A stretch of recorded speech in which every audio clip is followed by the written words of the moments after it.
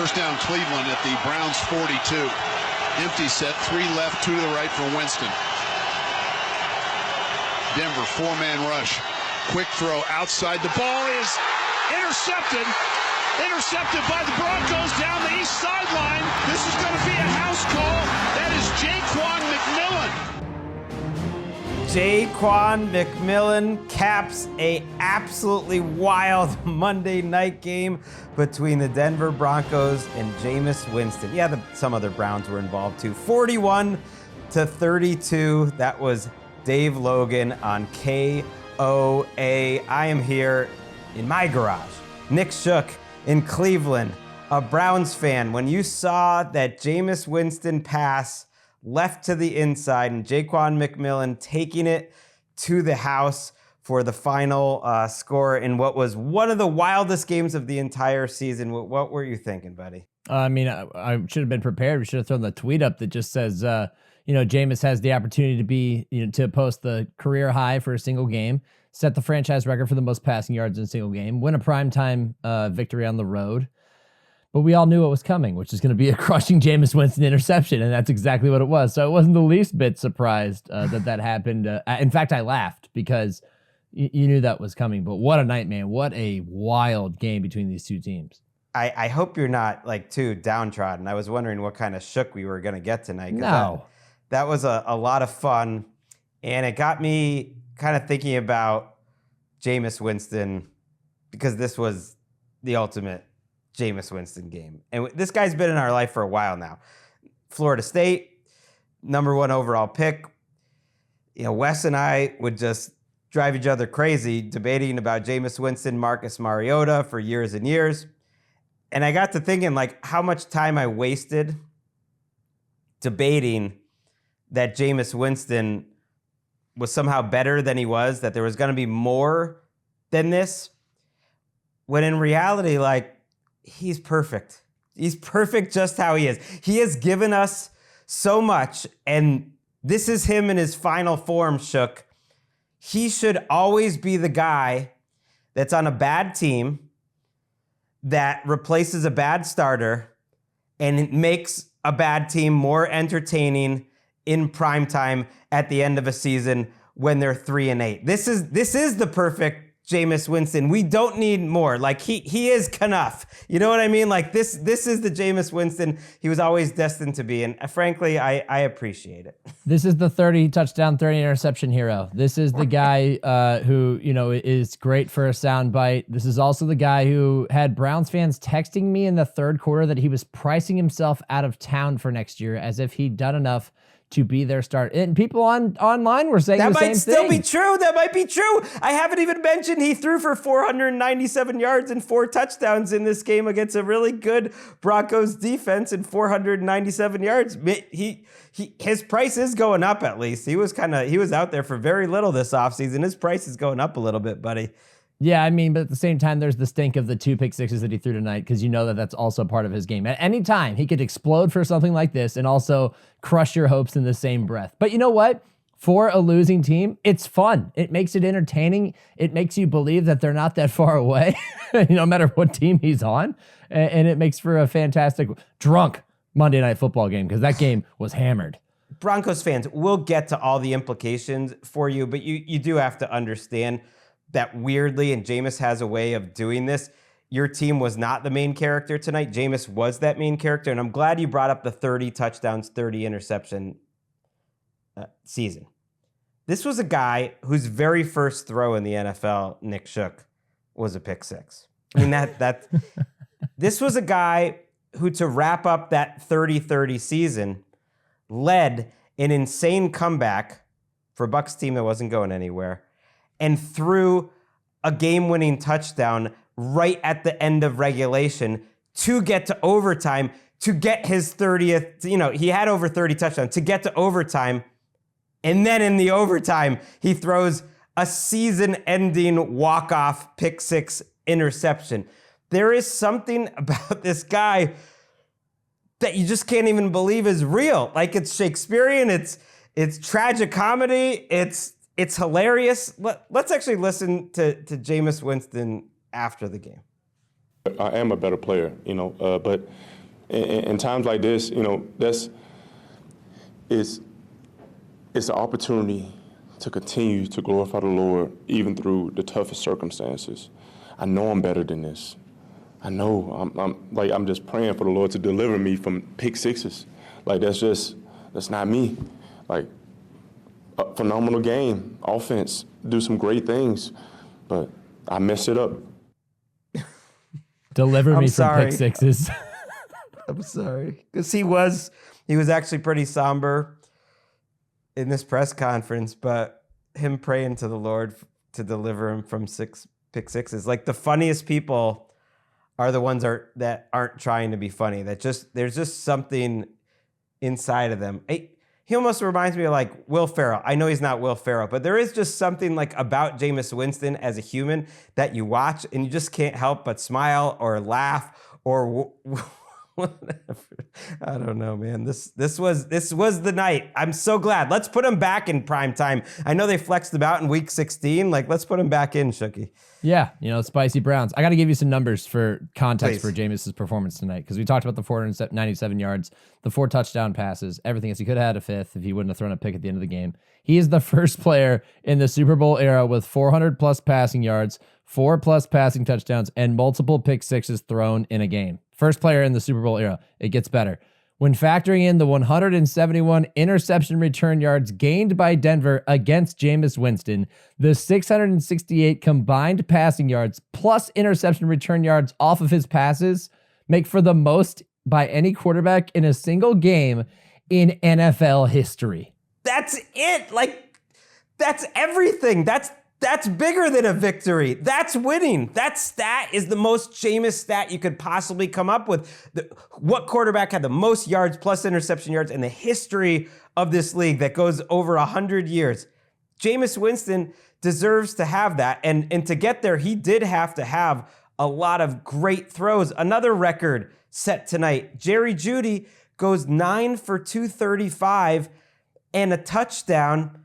That's the most yards in the history against the Denver Broncos on a day that he came into it saying he wanted to put it on their ass, that it was the ultimate revenge game, and he got some revenge. Let's listen to our buddy Andrew Siciliano on the big Jameis Winston touchdown to Jeudy.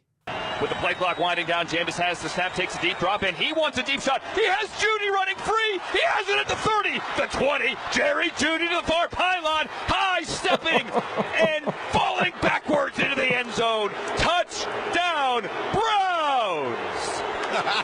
70 yards. Jerry Jeudy, welcome back to Denver. How sweet it is.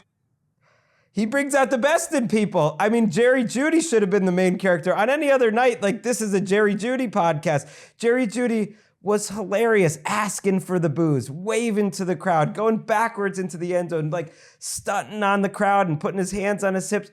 He could have gone for 300 yards if Jameis didn't miss him wide open earlier, but there were so many like great out routes. Eric behind the glass, if you can put up that Ollie Connolly tweet that he had, or maybe it was on Blue Sky earlier. He said Jerry Jeudy had the all-time kind of revenge game that will probably actually make his own coaching staff mad. It's like, oh, this is what you look like when you're engaged and running at full speed every rep too. It's like, Nick, like Winston brings out like the best in these guys. Suddenly these wide receivers look amazing. And yes, this Denver game like made Jerry Jeudy look like he was the best wide receiver in the league.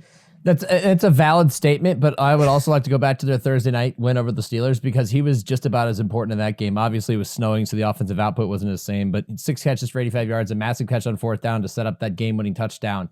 He's been much more productive. I wouldn't quite say flourished, but he's looked more like the receiver that they went out and traded for and gave an extension to since Jameis came into the lineup. I think he's a key part of their future. But yeah, tonight, obviously playing inspired football and ready to get it from the crowd. The crowd's booing him every time he touches the ball early in the first quarter. He gets 2 matchups against Pat Surtain, catches 2 right at the sticks for first downs. Like, he was balling. You're right. This would be the Jerry Jeudy game if it wasn't the Jameis Winston game. He was absolutely balling tonight. And the only thing that it was missing was a win for the Browns. Right. Okay. So right after that Jerry Jeudy touchdown, which made the score 28-25, or rather right before that touchdown was what I thought was going to be the highlight, was going to be the craziest, biggest play of the game. At this point in the game, it's 21-17 Denver, despite Winston throwing a killer pick six, and we might listen to that from the first half,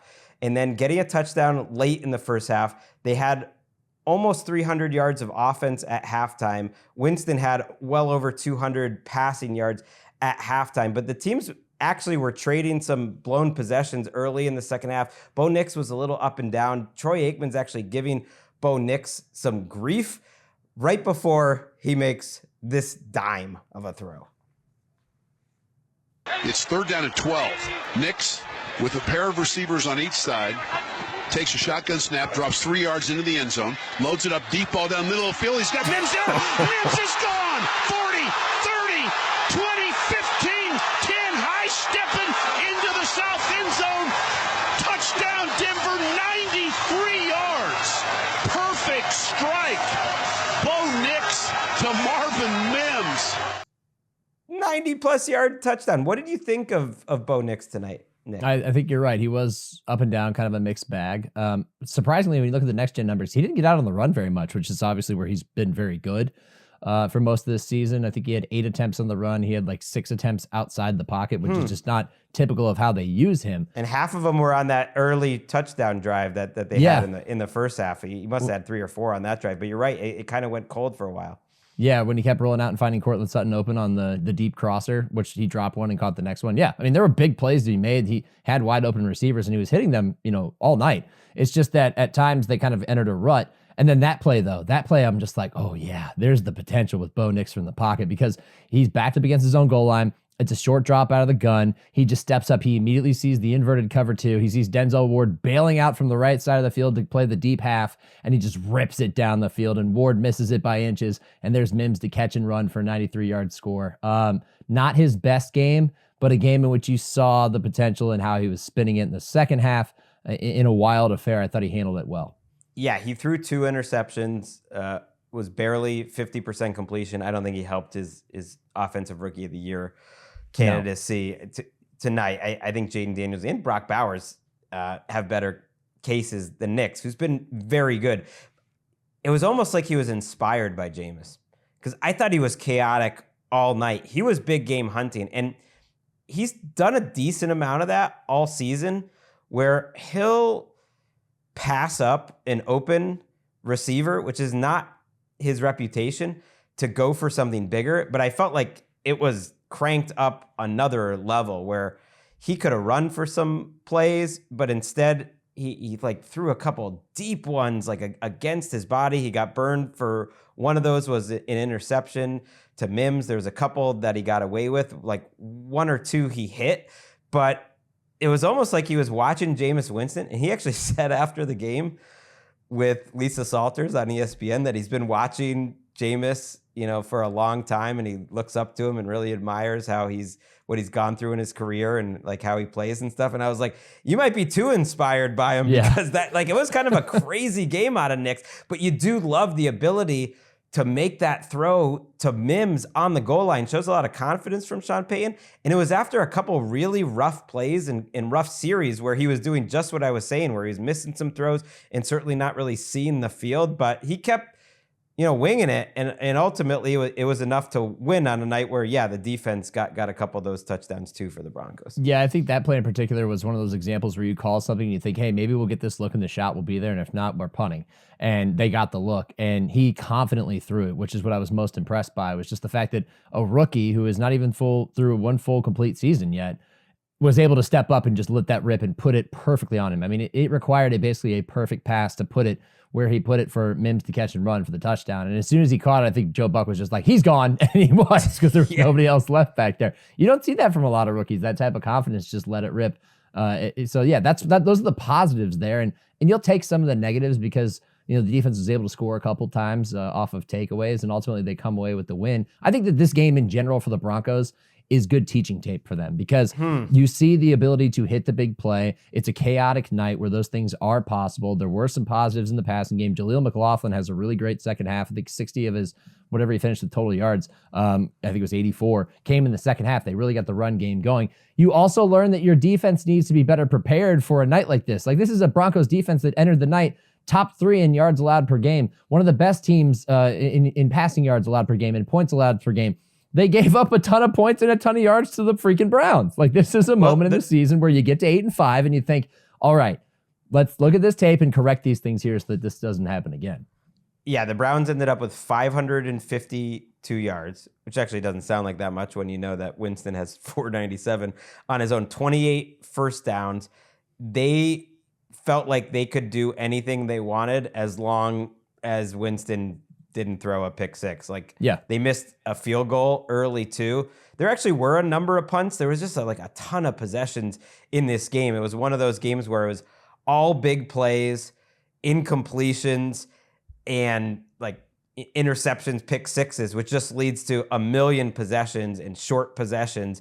And their defense made a couple plays, but they weren't really getting after Jameis Winston that well. One thing I do give Nick's credit for, like, he does a good job, I think, playing while moving backwards or navigating the pocket. Like, it's dangerous. You have to make good decisions in those circumstances, but I did think he got away from the Browns' rush to give himself a clear throwing lane a number of times. And it worked a number of times, and sometimes he should have just eaten it or thrown the ball away. So he's showing a lot, but you mentioned it. The running game is what really carried them in the second half. In the first half, it was really the Benito pick six that turned the game around. At that point, the Browns are driving.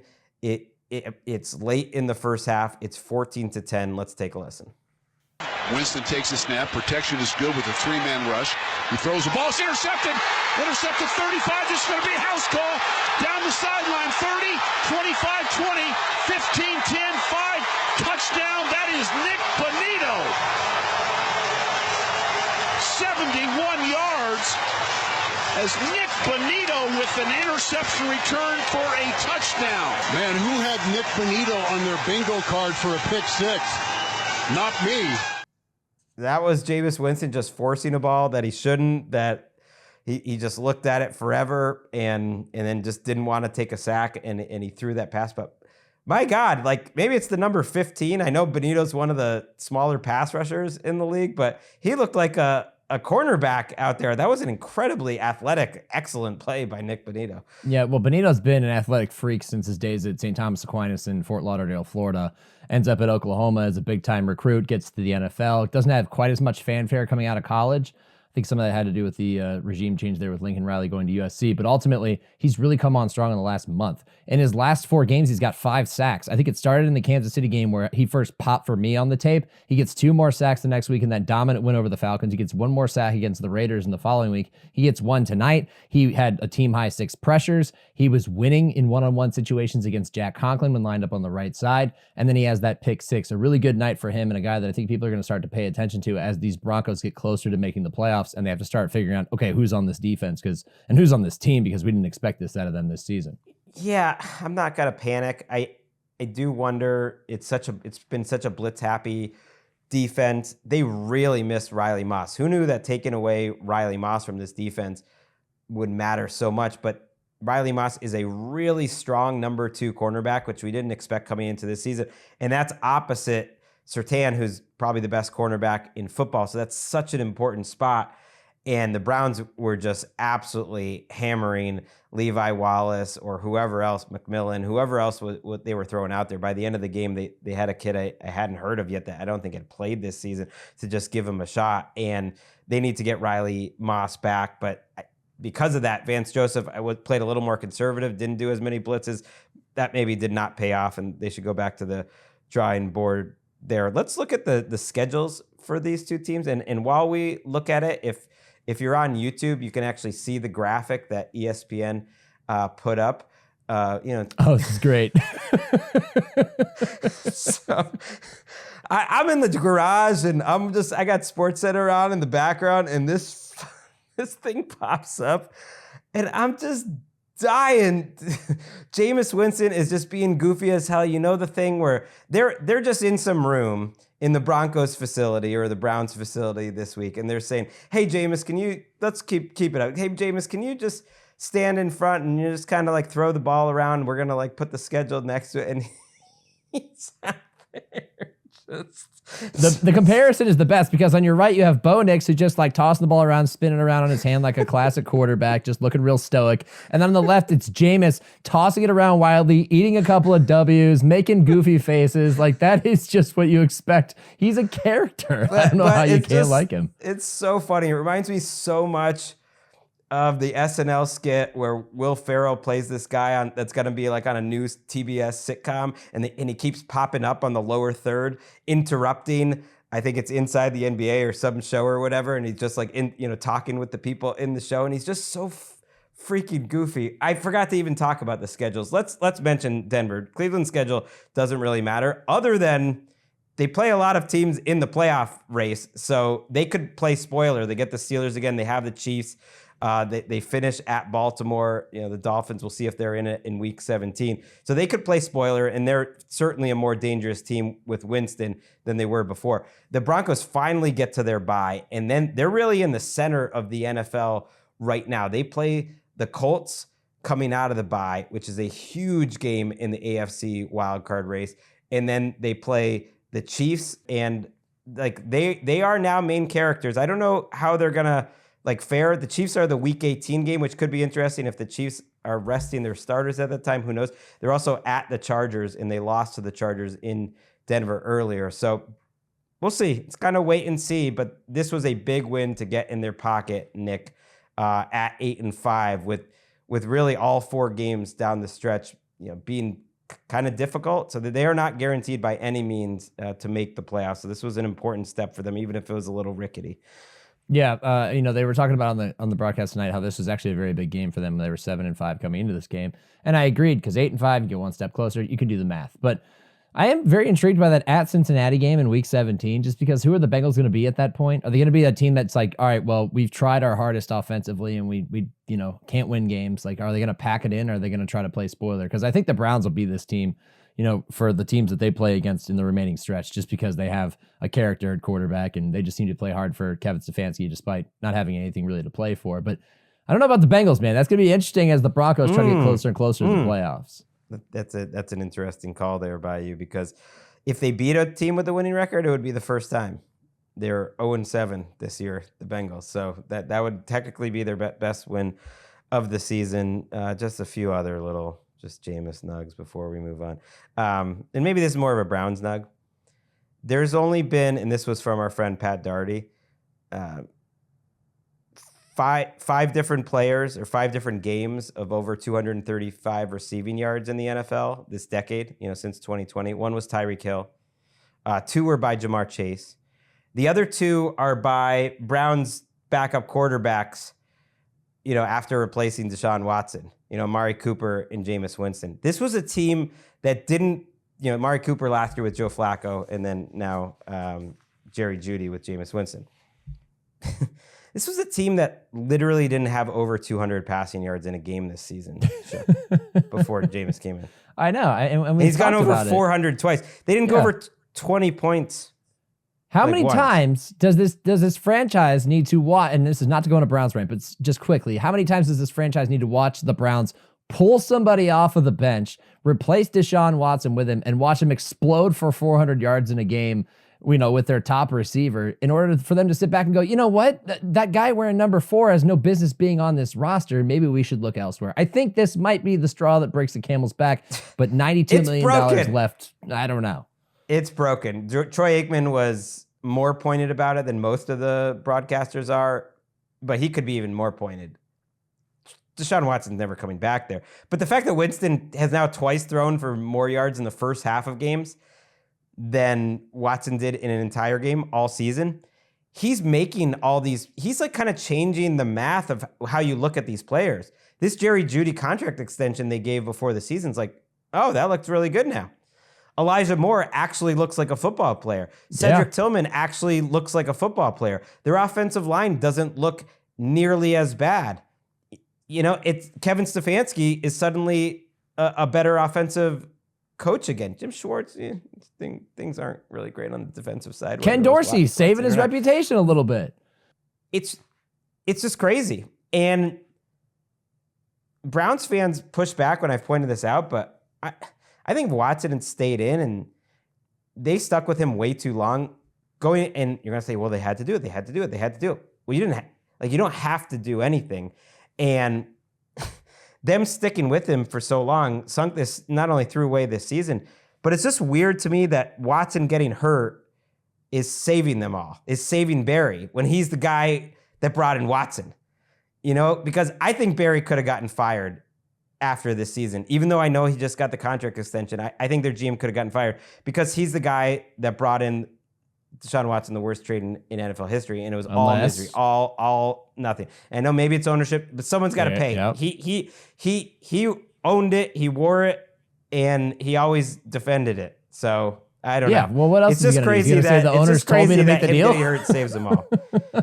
I'm just gonna sit back and be like, it came from on high, and I just did what the owners told me to do. Fair the only people that enough. don't pay for those decisions are owners. I guess you can't say that. What a night!